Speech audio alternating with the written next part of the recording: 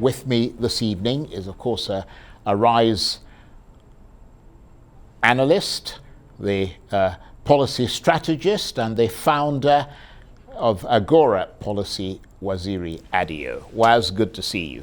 Thank you very much indeed for coming in. I mean, I'm sure you heard Omoyele Sowore earlier in the program. What are your thoughts on how he came across and how he articulated? He's a very passionate young man, isn't he? Yeah, he is, and I don't think we should say young man. If you, because he's 51. Yeah, well, he's not so young. And when you look at the way INEC classifies the different age groups, he's beyond the 49. People who are above 49 are described as elderly. So we're all elderly people, and people should. I like that. Well, speak for yourself, mate. So people should treat us with some respect, you know. Yeah, I've known Sowore for quite some time. We went to University of Lagos together. His class was a year behind my own, and he's been an activist almost all his life.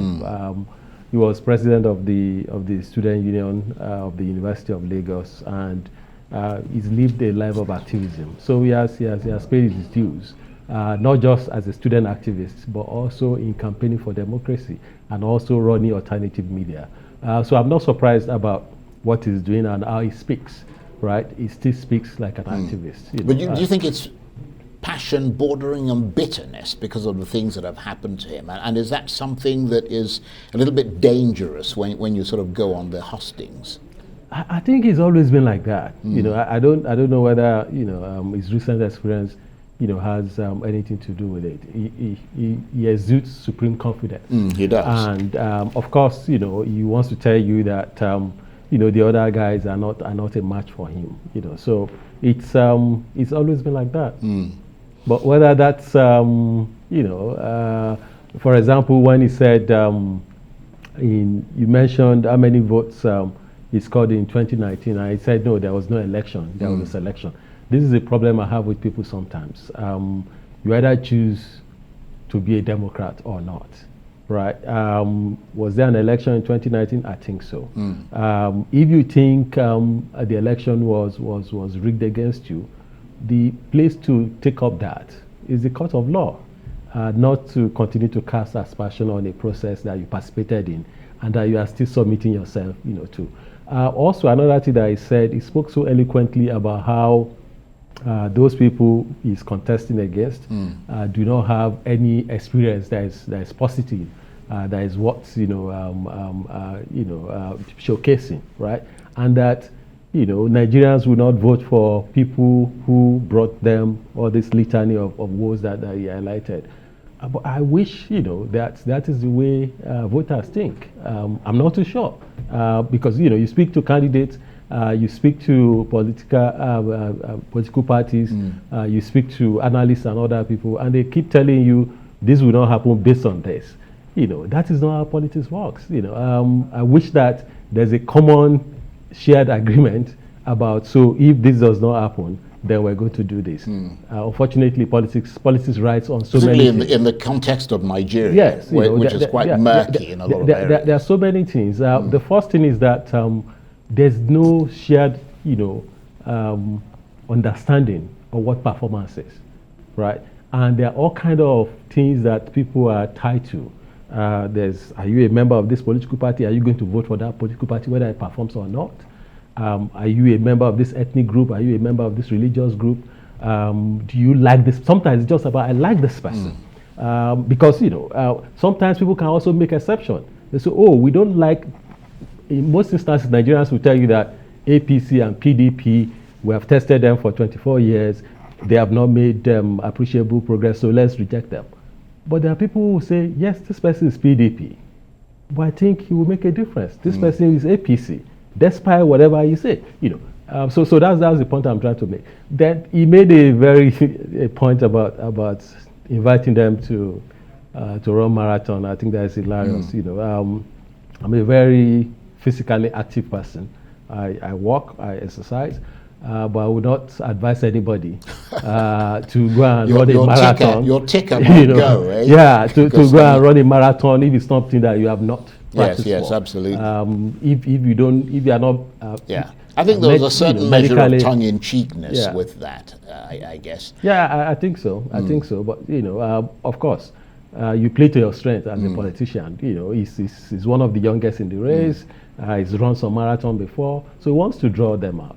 And of course, there are issues which are legitimate issues about the health status of the candidates. And he said something that I think is quite poetic. You don't need somebody that is not healthy to run a country that is not healthy. Yeah. Right. So, I guess that's what he's trying to play on. But if it's about physically asking people to come and run a marathon, come off it. And people will just say, hey, we're not joking here.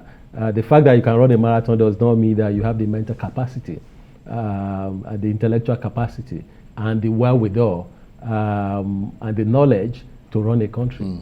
Well, I found him to be very interesting. But I want to get to two things before we end the conversation. One of them is the reports quoting Bola Ahmed Tinubu speaking in Abeokuta on Wednesday, which is today, alleging that there are plans to scuttle the 2023 general election through fuel scarcity and the redesign of the Naira. Now, I've heard people who say that this is obviously in English and it's written in the dailies and so on.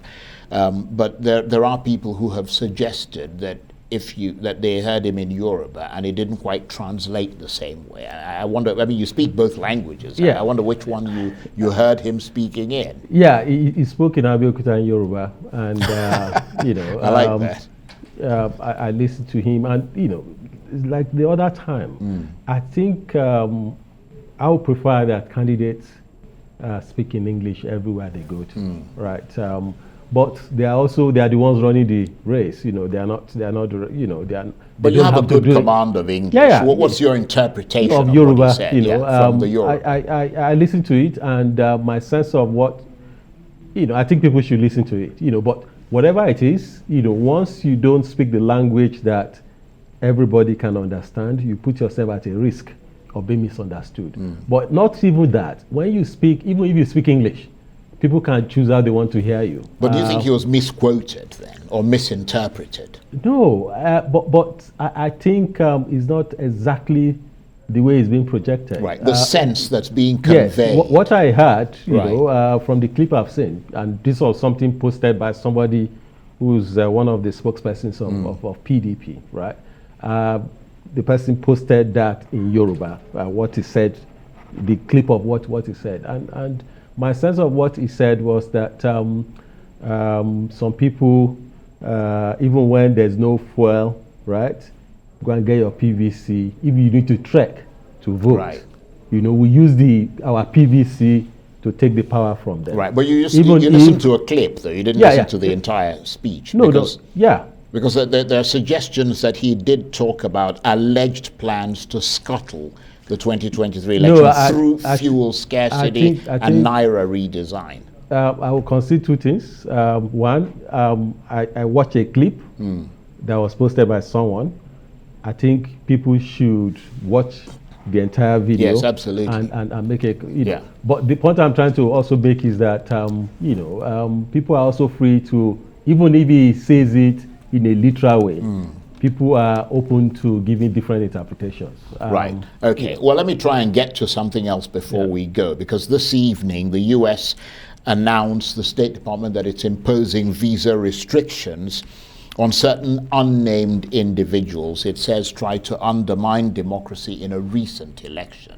And the presumption is a recent election would have been like one of the governorship elections or something. Either governorship or 2019 election. Yeah, but they impose sanctions on 2019, so you can't really say that's a recent election. I mean, we're in 2023 now, so the presumption is that it's one of those more recent ballots. They also warned that there'd be heavier sanctions on people who try to undermine democracy in 2023. You deal with a lot of the international community as well as the Nigerian community. Well, what do you make of that?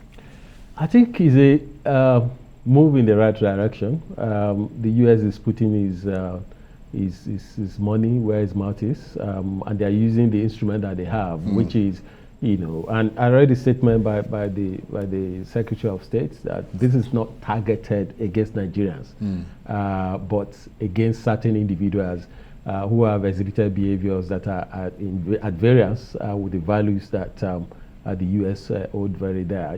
And I think all of us, we have a stake in ensuring that these elections are free and fair and credible. And especially the area that we should all be concerned about is about violence, right? But I heard you when you asked the other speakers who have appeared here, if the international community has confidence in the candidates and all of that. I don't think that should be their business, frankly.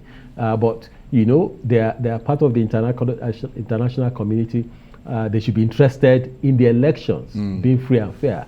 Whoever Nigerians choose, that's our business. If they go beyond respecting the wishes of Nigerians, then they are interfering. And I don't think anybody should stand for that. But in terms of saying, okay, if you violate some laid down principles, including some of these things are even the laws of the country of Nigeria, right? And they can sanction them without sanctioning the country. But Waziri, I don't think they should interfere in the election of any country. Waziri, thank you very much indeed. Waziri Adio is a policy strategist, Arise News analyst, and founder and executive director of Agora Policy. That's it for this edition of Arise Primetime. Join us again tomorrow. From me and the entire team here in Abuja, bye-bye, and thank you for watching.